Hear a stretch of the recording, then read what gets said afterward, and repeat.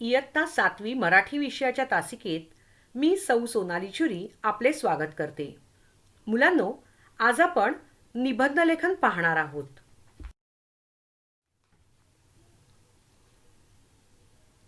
विद्यार्थ्यांनो, आपल्याला निबंध हा आपल्या शब्दात लिहायचा असतो. विद्यार्थ्यानं आपलं स्वतःचं योग्य व निबंधाला धरून असे मुद्दे लिहिल्यास आपला निबंध अतिशय उत्तम होतो. बरोबर? पण यासाठी गरज कसली आहे? तर तुमचं वाचन आणि नियमितपणे लेखनाचा सराव असेल तर आपण चांगल्या प्रकारे निबंध लिहू शकतो. आपण आपल्या विषयाला जाण्या अगोदर निबंध लेखनाचे प्रकार पाहूया, म्हणजे तुम्हाला त्याची कल्पना येईल. मुलांनो, निबंधाचे एकूण 5 प्रकार आहेत.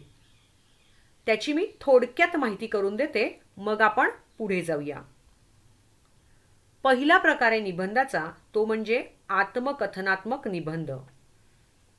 मुलांनो, यात एखादी वस्तू सजीव किंवा निर्जीव असते आणि ती वस्तू तुमच्याशी बोलते, आपली कहाणी सांगते, आपली कैफियत सांगते, आपले मनोगत सांगते. जसं शेतकऱ्याचं आत्मवृत्त आहे, मी पृथ्वी बोलत आहे असा विषय असू शकतो, किंवा जुन्या झाडाचं मनोगत यासारखे विषय यात येतात. आता निबंध लेखनाचा दुसरा प्रकार आहे तो म्हणजे चरित्रात्मक निबंध. यामध्ये देशातील, समाजातील थोर कर्तबगार व्यक्ती यांचं चित्रण तुम्हाला करायचं असतं. जसं स्वातंत्र्यवीर सावरकर, संत ज्ञानेश्वर, महात्मा गांधी एक थोर आदर्श असे विषय यामध्ये येतात. आता निबंध लेखनाचा तिसरा भाग आहे तो म्हणजे वर्णनात्मक निबंध. मुलांनो, आपल्या दररोजच्या जीवनामध्ये अनेक प्रसंग घडत असतात, अनेक घटना आपण पाहत असतो. तर हे जे पाहिलेलं दृश्य आहे, प्रसंग किंवा घटना आहेत, ह्यांचं बारकाव्यासह वर्णन केलं जातं आणि तोच हा वर्णनात्मक निबंध प्रकार आहे. यामध्ये माझी आई, माझी आजी, माझे शिक्षक, पहिला पाऊस, मी पाहिलेली सर्कस अशा प्रकारे निबंध येतात. आता निबंधाचा चौथा प्रकार आहे तो म्हणजे वैचारिक निबंध. याला विचारप्रधान निबंध असेही म्हणतात. मुलांनो, कोणत्याही विषयाचा सखोल विचार या प्रकारच्या निबंधामध्ये असून तुम्हाला तुमचं स्वतःचं मत मांडायचं असतं. मुळातच यात गंभीर विचार असतात. जसं विज्ञान शाप की वरदान, ग्रामीण जीवनातील समस्या, अंधश्रद्धा एक शाप अशासारखे गहन विचार इथे द्यायचे असतात. हाच आहे वैचारिक किंवा विचारप्रधान निबंध. आणि शेवटचा निबंधाचा प्रकार आहे तो म्हणजे कल्पनाप्रधान निबंध, जो आज आपण शिकणार आहोत किंवा लिहिणार आहोत. या कल्पनाप्रधान निबंधाला कल्पनात्मक निबंध असंही म्हणतात, तर काही जण कल्पना विलासात्मक निबंध असंही म्हणतात. कारण का? तर यामध्ये तुम्हाला कल्पना करायच्या असतात, खूप मज्जा असते. म्हणजेच काय, जी गोष्ट अशक्य आहे आपल्याला माहिती आहे, पण जर ती शक्य झाली तर काय होईल हे सारं यामध्ये लिहायचं असतं.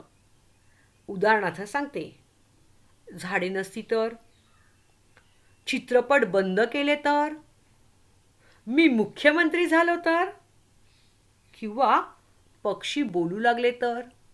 तर अशा प्रकारे हे कल्पनाप्रधान निबंध इथे लिहायचे असतात आणि हाच विषय आज आपण अभ्यासणार आहोत.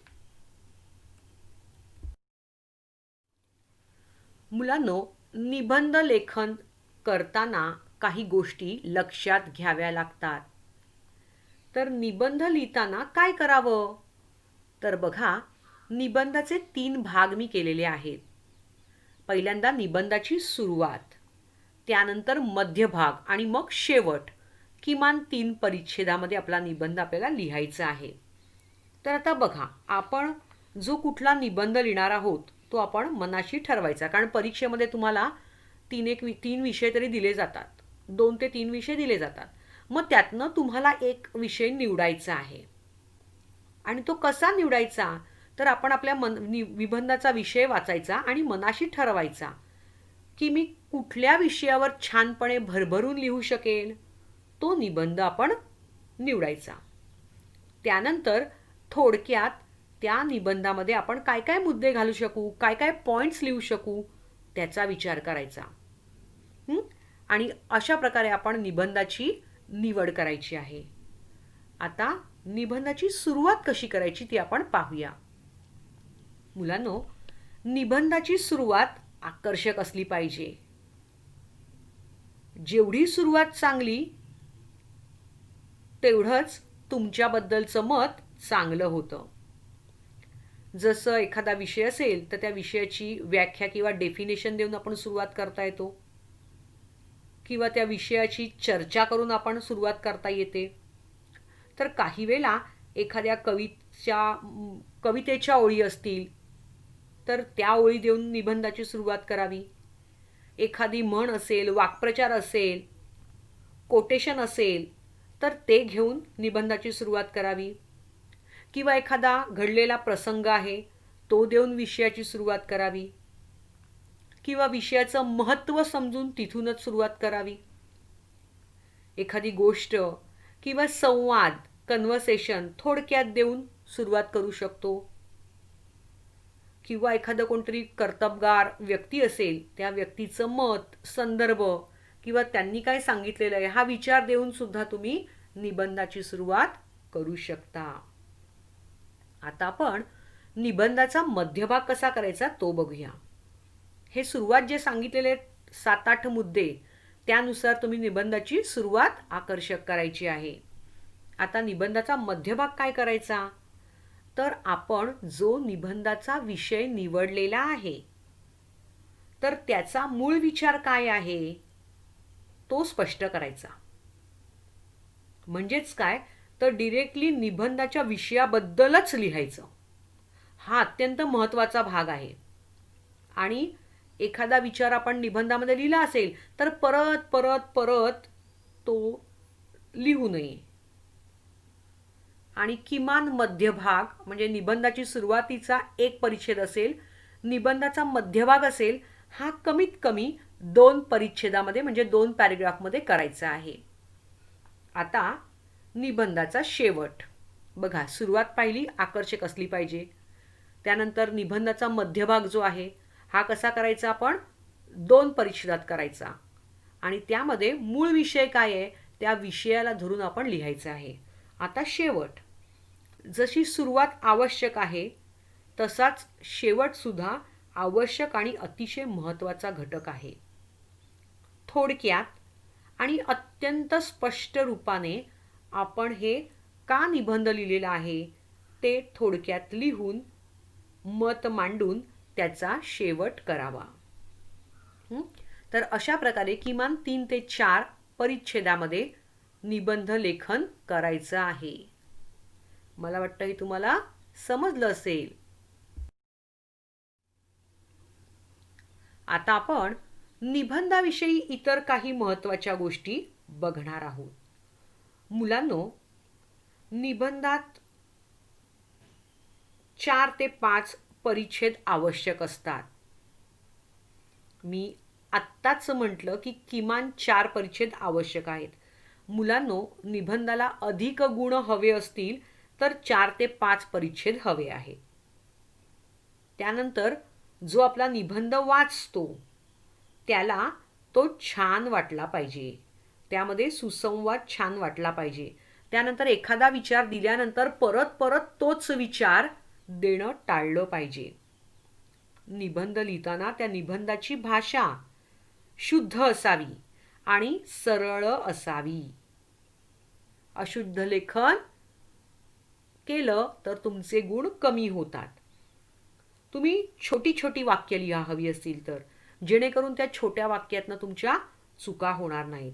त्यानंतर शुद्धलेखन आपण दररोज लिहित असतो, तर हे शुद्धलेखनाचे नियम या निबंधामध्ये पाळले पाहिजेत. व्याकरणाच्या चुका टाळल्या पाहिजेत. त्यानंतर आपण विरामचिन्ह शिकत असतो, बरोबर? त्या विरामचिन्हांचा वापर इथे करणं आवश्यक आहे. त्यानंतर आपण फ्रेजेस शिकत असतो, वाक्प्रचार. तर ते वाक्प्रचार किंवा आपण म्हणी शिकतो, त्यांचा अतिशय छान प्रकारे इकडे उपयोग केला पाहिजे. तरच तो निबंध प्रभावशाली किंवा आकर्षक होतो. आता निबंध लेखनासाठी तुमचं वाचन हे दांडगं असलं पाहिजे. खूप वाचन केलं पाहिजे. कारण का? आपल्या अवतीभवती जे काही घडत असतं त्याचं बारीक निरीक्षण केलं पाहिजे. जसं तुम्हाला सांगितलं की माझी आवडती मांजर, चला लिहा. मग ती मांजरीचे गुणधर्म काय आहेत, ती काय काय करते, हे तुम्हाला कोण सांगणार? तर हे आपल्या अनुभवातनं येत असतं. त्यासाठी आपल्याला आजूबाजूच्या गोष्टींचं निरीक्षण आवश्यक असतं. त्यानंतर वर्तमानपत्र येत असतात, रेडिओवर किंवा टी व्हीवर बातम्या येत असतात, त्या ऐकल्या पाहिजेत. त्यातले जे छान शब्द असतील किंवा तुम्ही रीडिंग करत असतात, बुक्स वाचत असतात, गोष्टीच्या अनेक पुस्तकं तुम्ही अभ्यासत असतात किंवा वाचत असतात, तर ते वाचत असताना जे छान छान शब्द तुम्हाला तिथे मिळत असतात, तर ते छान आणि चांगले शब्द जे आहेत ते एका वहीच्या मागे लिहून ठेवत चला.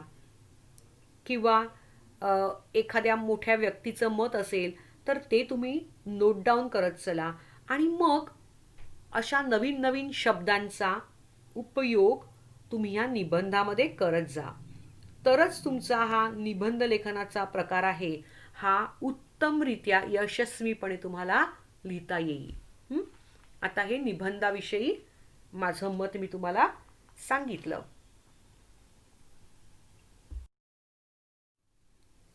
आता आपण नमुनाकृती अभ्यासणार आहोत. हे एक एक्झाम्पल आहे की हा निबंध कसा असला पाहिजे. तर त्यासाठी मी माझा निबंध तुम्हाला वाचून दाखवते. पुन्हा एकदा निबंध हा कल्पनात्मक निबंध आहे आणि त्यामध्ये अशक्य गोष्टी ज्या आहेत ह्या शक्य करून, कल्पना करून तुम्हाला लिहायच्या आहेत. तर अशा प्रकारे त्या वस्तूचं सौंदर्य तुम्ही इथे वाढवणार आहात. त्यामुळे विषयाची मांडणी करताना ती कल्पनात्मक असली पाहिजे. आता पुढील कृतीकडे वळूया. विषय आहे मी चंद्रावर गेले तर. मुलांनो, हा लिहायचा नाहीये. एक एक्झाम्पल म्हणून कसा निबंध असला पाहिजे याचं मी तुम्हाला वाचन करून देते. जर मला सांगितलं मी चंद्रावर गेले तर काय होईल, काय काय होऊ शकेल, तर ही कल्पना मी केलेली आहे. तुम्ही ती फक्त आणि फक्त ऐकायची आहे. बघा, आता सुरुवात, मध्य आणि शेवट ह्या तीनही गोष्टी तुम्ही नीट कान देऊन ऐकायच्या आहेत. नील आर्मस्ट्रॉंग या अमेरिकन अवकाशयात्रीने चंद्रावर पहिले पाऊल टाकले. मानवाचे चंद्रावरील चिमुकले पाऊल म्हणजे त्याची विज्ञानाच्या आधारे अवकाशातील प्रचंड झेप होती. या यशस्वी चंद्र मोहिमेनंतर आता भारतीय अवकाश शास्त्रज्ञ जोमाने तयारीला लागले आहेत. भारताने तर 2010 साली चंद्रावर भारतीय आकाशवीर उतरवण्याची घोषणाच केली आहे. त्यामुळे वर्तमानपत्रातून, दूरदर्शनवरून विविध बातम्या, माहितीपत्र यांचा वर्षाव सुरू झाला आहे. माणूस आता चंद्रावर जाण्याची इतकंच नाही तर तिथे सहली काढण्याची, तेथे कायम वस्ती करून राहण्याची स्वप्न पाहू लागला आहे. एके दिवशी एका वृत्तपत्रामध्ये बातमी आली, इसवी सन 2010 मध्ये भारतातून चंद्रावर यान जाणार आहे. ज्यांना या सहलीत भाग घ्यायचा आहे त्याने खालील पत्त्यावर अर्ज करावा. मी मनाशी लगेच निश्चय केला, आपण नक्कीच या सहलीत भाग घ्यायचा. माझ्या मनात आलं, आता या मोहिमेद्वारे मला चंद्रावर जायला मिळाले तर? ही माझी सुरुवात आहे. म्हणजे माझ्या मनामध्ये विचार कसा आला मी चंद्रावर गेले तर ती सुरुवात होती. आता आपण मध्य बघूया. तसं झालं तर फार दिवसांशी मनाशी बाळगलेलं माझं स्वप्न पूर्ण होणार होतं. चंद्रावर चालताना टुनटुन उड्या मारत जाण्याचा आनंद मला लुटता येईल. खूप मज्जा येईल. पृथ्वीवरून चंद्राच्या पृष्ठभागावर दिसणारा ससा शोधण्याचा मी प्रयत्न करीन. चंद्रावरून माझी पृथ्वी कशी दिसते ते मी नक्कीच पाहीन. चंद्रावरून पृथ्वीवरील माणसांशी संपर्क साधणारी संदेशवाहिनी तर असणारच. त्या वाहिनीवरून मी चंद्रावरील सृष्टीचं आणि सभोवतालच्या अथांग विश्वाचं तसंच तिथून दिसणाऱ्या माझ्या पृथ्वी मातेचं धावतं समालोचन म्हणजेच वर्णन समस्त मानवांना ऐकवीन. तेथेच कायमचं वास्तव्य करणं म्हणजेच राहणं जमलेच तर तिथे एक भारतीय उपहारगृह सुरू करीन म्हणजे हॉटेल सुरू करीन. क्षुधातृषा शमन करणाऱ्या त्या उपगृहात अस्सल मराठी पदार्थ मिळू शकतील. जसे मोदक, थालीपीठ यासारखे पदार्थ, सोलकढी यासारखी पेय सुद्धा मिळू शकतील. चंद्रावर लुब्ध होऊन पृथ्वीवरील विशेषतः माझ्या महाराष्ट्रातील कवींनी रचलेल्या कविता व इतर साहित्य या उपहारगृहात विक्रीसाठी ठेवीन. पण हे सारं केव्हा? जर मला चंद्रावर जायला मिळालं तर? कळलं? तर हा माझा मध्य होता. आता मी शेवटाकडे येते. आता मला का सुचला तर नील आर्मस्ट्रॉंग वगैरे ह्यांची नावं घेऊन मी ती सुरुवात केलेली होती. आणि मग मी गेले तर एक सहलीची ॲडव्हर्टाईज मी वाचली, जाहिरात वाचली आणि त्यानंतर माझ्या मनात प्रश्न आला की मी चंद्रावर गेले तर काय काय करीन, तर मी हॉटेल वगैरे टाकीन ह्याचा मी इथे विचार मांडला होता. बरोबर. त्यानंतर मी मराठी कवी आहेत महाराष्ट्रातले, त्यानंतर त्यांची पुस्तकं वगैरे सुद्धा मी विक्रीस ठेवीन हा विचार मी मांडला आहे. आता माझा शेवट असा असणार आहे, मी हातातील वृत्तपत्रावरील तारीख पाहिली. ती 1 एप्रिल होती आणि बातमीच्या शेवटी कंसात लिहिलेलं होतं एप्रिल फुल डब्बा गुल. एप्रिल महिना सर्वांनाच सुखाचा जावो. बघा, पटकन आपण चंद्रावर जाऊन आलो, छान चंद्राची सफर केली, चंद्रावर काय काय करणार आहोत हेही पाहिलं. मजा आली ना तुम्हाला? तर हा होता कल्पनात्मक निबंध. पटकन तुम्ही एका ठिकाणाहून दुसऱ्या ठिकाणी जाता, जसं तुम्ही स्वप्नात बघता ना, अगदी तसं लेखन या निबंधामध्ये तुम्ही करणार आहात. हा होता माझा निबंध. हा तुम्हाला लिहायचा नाही. नाव इट्स युअर टाइम. मुलांनो, आता तुमची वेळ आहे. तुम्ही काय करायचंय, तुमच्या निबंधाच्या वहीत पहिलं आपलं काय झालेलं आहे, पत्रलेखन झालेलं आहे. तुम्हाला तुमच्या मित्राला किंवा मैत्रिणीला तुम्ही भेट दिलेल्या पर्यटन स्थळाचं म्हणजे तुम्ही ज्या ठिकाणी फिरायला गेलेला आहात त्याबद्दल माहिती सांगणारं पत्र तुम्ही लिहिलेलं आहे. बरोबर. आता दुसरा निबंधाचा विषय मी तुम्हाला देत आहे. हा विषय तुम्ही तुमच्या निबंधाच्या वहीमध्ये लिहायचा आहे. चला तर मग विषय सांगते तुम्हाला. तुमच्यासाठी विषय आहे, लिहून घ्या. मला पंख असते तर. बघा, खूप सुंदर विषय तुमच्यासाठी दिलेला आहे मी. तुम्ही तुमच्या निबंधाच्या वहीत आजची तारीख घालणार आहात अनुक्रमणिकेमध्ये म्हणजेच इंडेक्समध्ये आणि क्रमांक 2 लिहिणार आहात. तिकडे विषय लिहायचा आहे सब्जेक्टमध्ये. मला पंख असते तर आणि 3 किंवा 4 छोटी छोटी टिंब द्यायची आहेत. मुलांनी इथे डॉट दिले टिंब, याचा अर्थ काय तर तुम्ही कल्पना करता आहात. म्हणून हे 3 टिंब मी दिलेले आहेत. आता मी इथे काही मुद्दे तुम्हाला दिलेले आहेत. तुम्ही त्या मुद्द्यांचे तुम्ही निबंधाचा विषय लिहिलेला आहे. पुढच्या माझ्या ज्या 2 स्लाईड आहेत त्या 2 स्लाईडवर तुम्हाला मी काही मुद्दे दिलेत, पॉईंट्स दिलेत.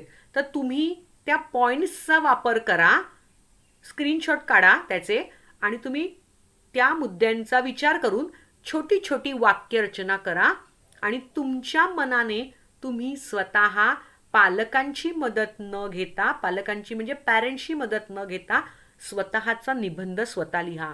बघा बरं किती मजा येईल तुम्हाला ती. चला तर मग मुलांनो, मी हे मुद्दे वाचून त्याचं एक्सप्लेनेशन करते आणि मग तुम्ही निबंध लिहिणार आहात. बघा, आपला विषय आहे मला पंख असते तर. मुलांनो, हवे तेथे जाणे, वाहनांची गरज नाही. म्हणजे मला जर पंख असते तर मी हवे तिकडे जाऊ शकली असती. कुठल्याही वाहनांची म्हणजे व्हेइकलची मला गरजच नाहीये. जेथे माणूस जाऊ शकला नाही ती ठिकाणे पाहीन. म्हणजे जिथे कुठे माणूस जाऊ शकत नाही त्या त्या ठिकाणी माझे पंख जर असतील ना तर मी मस्तपैकी पंख फडफडत जाऊन येईल. खेळण्यासाठी आकाशाचे प्रचंड अवकाश.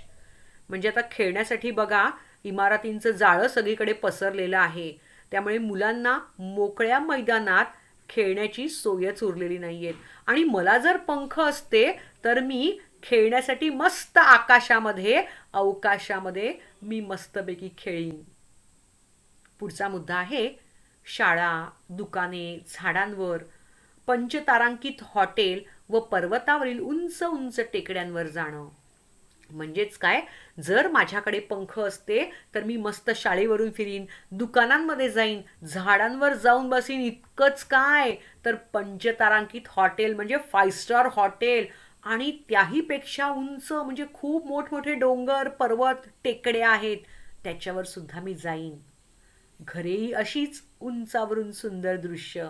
म्हणजे माझं घर सुद्धा मी असंच उंचावर करीन किंवा उंचावर उपलब्ध असलेल्या घरांमध्ये जाऊन मी माझं घरटं बांधीन आणि त्यामुळे उंचावरून मला हे सुंदर दृश्य पाहता येईल. सृष्टीचे विलोभनीय दर्शन म्हणजे हा जो काही निसर्ग आहे त्याचं सुंदर किंवा विलोभनीय दर्शन मला घेता येईल जर मला पंख असते तर. आता पुढे अजून एक स्लाइड आहे ती आपण वाचूया. पण आकाशात गर्दी, अन्य पक्ष्यांचे हाल. पण माझ्यासारख्या इतर सगळ्यांनाच जर पंख आले तर मात्र आकाशामध्ये जसं रस्त्यावर ट्रॅफिक जाम असते, गर्दी असते वाहनांची, तशीच आकाशामध्ये सुद्धा गर्दी होईल आणि अन्य पक्ष्यांचे हाल होतील. म्हणजेच माणसाला किंवा मला जर पंख आले तर हे पक्षी आहेत त्यांचे सुद्धा हाल होतील. कुठेही जाता येत असल्यामुळे माणूस जंगले नष्ट करेल. बघा, माणसं आजकाल जंगलं नष्ट करायला लागलीत. कशासाठी नष्ट करता आहेत तर राहण्यासाठी जागा कमी पडता आहेत. त्यानंतर फर्निचर यासाठी झाडांची तोड लावलेली आहे. म्हणजे अशा अनेक कारणांसाठी माणूस जंगलं नष्ट करत आहेत. आणि मला जर पंख असते तर मी काय करीन, जंगलात सुद्धा जाऊ शकेन आणि माझ्या स्वार्थीपणासाठी मी काय करीन, जंगलं तोडीन, झाडं तोडीन. आणि याचा धक्का कुठे बसणार आहे तर पर्यावरण नष्ट. म्हणजेच काय तर पर्यावरणावर ह्याचा विपरीत किंवा वाईट परिणाम होईल आणि काय होईल, हळूहळू पर्यावरणाचा ऱ्हास होत जाईल. दुबळेपणा व अपुरेपणा यावर मात करण्यासाठी माणसाने प्रगती केलेली आहे. बघा, विज्ञानाच्या साहाय्याने माणसाने खूप प्रगती केलेली आहे. ही प्रगती होणारच नाही जर मला पंख असते आणि मला हे जर सगळं आपोआपच मिळालं तर मी काही शोधण्याचा प्रयत्नच करणार नाही. सगळं मला हवं तसं मिळेल. त्यानंतर अजून एक मोठा विचार मला इथे सांगावासा वाटतो. चोऱ्या माऱ्यांना ऊत येईल, दरोडेखोर, अतिरेकी यांचे फावेल. म्हणजेच काय तर हे सगळ्यांनाच पंख जर आले तर चोरांना सुद्धा पंख येतील. मग चोर काय करतील तर चोऱ्या करून, दरोडे घालून काय करतील, उडत जातील. बरोबर. त्यामुळे तो लॉस की कमतरता इथे आपल्याला भासणार आहे. हां, त्यानंतर देशाच्या सीमा आखणं अशक्य. म्हणजे बघा, प्रत्येक देशाची एक बाउंड्री लाईन असते की आता जसं भारत संपलं की एका ठिकाणी चायनाला सुरुवात होते, एका ठिकाणी पाकिस्तानला सुरुवात होते. तर या बॉर्डर्स आहेत त्यांना सीमा असं म्हणतात. मग जर पंख असते तर मी माझ्याच देशात राहीन का? नाही ना. मी कुठल्याही देशात मुक्तपणे वावरू शकेन किंवा मुक्तपणे फिरत जाईन मस्तपैकी. मग हा माझा भारत किंवा हा भारतातला पक्षी आहे किंवा अजून कुठला पक्षी आहे असं सांगणं कठीण जाईल आणि मग त्या सीमा आखणं अशक्य होऊन जाईल. तर मला वाटतं हे जे मी मुद्दे दिलेले आहेत, हे पॉईंट्स दिलेले आहेत, या पॉईंट्सच्या आधारानं तुम्ही तुमचा निबंध स्वतःच लिहिणार आहात. चुका झाल्या तरी हरकत नाही, पानं फाडू नकात. जिथे चूक होईल तिकडे एक आडवी रेष मारायची आणि पुन्हा लिहायला सुरुवात करायची. मुलांना अजून एक सूचना, ज्या वेळेला तुम्ही निबंध लिहिता त्यावेळेला प्रत्येक पानाच्या राईट पेजवर लिहायचं आहे, उजव्या बाजूच्या पानावर लिहायचं आहे. याचं कारण असं, जेव्हा आम्ही तुमच्या वह्या निबंधाच्या तपासायला मागवून घेणार त्यावेळेला ज्या चुका तुम्हाला आम्ही दाखवून देतो, तुमच्या लेखनातल्या ज्या चुका मिस्टेक्स आहेत त्या आम्ही तुम्हाला लाल अक्षराने लिहून दाखवतो आणि त्या चुका तुम्हाला लेफ्ट हँड साईड पेजवर 5 टाइम्स 5 वेळा लिहायच्या आहेत, जेणेकरून पुढील लेखनात तुमच्या त्याच चुका होता कामा नाहीत. कळलं? तर हा त्याचा उद्देश आहे, म्हणून आपण लेफ्ट पेजवर काहीही लिहित नाही. आता मी एक मॉडेल आन्सर म्हणून तुमचाच निबंध मला पंख असते तर सोप्या भाषेमध्ये वाचून दाखवते. बघा, अर्थात मी हा निबंध वाचते, यामध्ये तुम्हाला दिलेले जे पॉइंट्स आहेत त्याचा समावेश केलेला नाहीये. तर तुम्हाला जसं आवडेल तसा तुम्ही तुमच्या मताने तुमचा निबंध तुमच्या कल्पना करून लिहू शकतात. आता मी मला पंख असते तर हा माझा निबंध लिहून वाचून दाखवते. खरंच मला पंख असते तर मी स्वच्छंदी झाले असते, वाटेल तेथे जाऊ शकले असते. समजा असे पंख मला एकटीलाच मिळाले तर मी एक प्रेक्षणीय व्यक्ती झाले असते. फोटोग्राफरचे कॅमेरे माझ्यावरच रोखले असते. पंख असलेली बाई पाहण्यासाठी सगळेच जण उत्सुक झाले असते. केवळ पंखामुळे मला खूपच प्रसिद्धी मिळाली असती. मला पंख मिळाले तर माझी प्रवासाची हौस आहे ही मला पुरवता येईल. देशातील प्रेक्षणीय स्थळं पाहून घेता येईल. मला लाभलेल्या या संधीचा मी समाजाची सेवा करायलाही उपयोग करीन. समजा एखाद्या ठिकाणी अपघात झाला तर मला माझ्या पंखामुळे तिथं लवकरात लवकर पोचता येईल आणि ज्यांना अपघात झालेला आहे अशा व्यक्तींना मी मदत करू शकेन. शहरात अनेकदा वाहनांची कोंडी होते किंवा आपण त्या कोंडीमध्ये अडकतो, म्हणजे गर्दीमध्ये ट्रॅफिकमध्ये अडकतो. अशा वेळी आपण काहीच करू शकत नाही. मग आपण रेल्वेने प्रवास करतो, पण काही कारणाने रेल्वेचा प्रवासही थांबला तर मात्र आपण काहीच करू शकत नाही. मग अशा वेळेला आपल्याकडे पंख असते तर आपण सहज आकाशातून उडत उडत हव्या त्या ठिकाणी जाऊ शकलो असतो. सर्वांनाच पंख मिळाले तर आकाशामध्ये गर्दी होईल, पण अशा वेळी मनात येतं की मग पक्षी आपल्यावर आपटतील, हो की नाही? कारण आकाशात सुद्धा ट्रॅफिक जॅम होईल. आकाशातील पक्ष्यांनी धडक दिल्याने विमानाला अपघात झाल्याच्या बातम्या आपण वाचतोय. मग काय उपयोग या पंखाचा? त्यापेक्षा आपले पायच बरे. मला वाटतं हा माझा निबंध तुम्हाला नक्कीच आवडला असेल. आता तुम्ही तुमच्या कल्पना करायच्या आहेत. तुम्हाला पंख असते तर तुम्ही काय काय केलं असतं, तर या दिलेल्या मुद्द्यांच्या आधारे तुम्ही किमान 3 ते 4 परिच्छेदात आपला निबंध तयार करायचा आहे. काही शंका असल्यास त्या व्हॉट्सअपवर विचारू शकता.